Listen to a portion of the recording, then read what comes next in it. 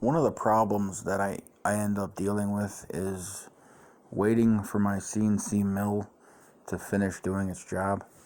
And when that's happening, I get bored.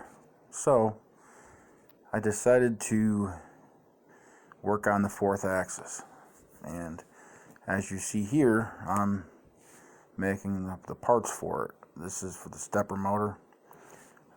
Just basically took off the side plate, made something very similar that bolts straight on, and then I ended up with a NEMA 23 motor mount, and I just copied the pattern onto the block of steel basically. So now the NEMA 23 is attached to the rotary table, and all that was left to do was the coupling, which I end up getting done later on. But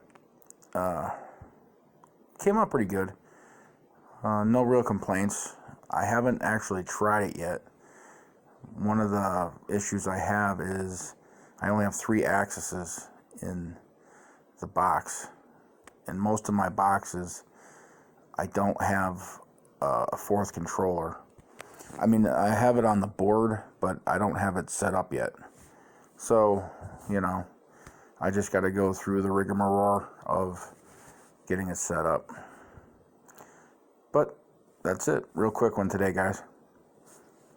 Enjoy your week.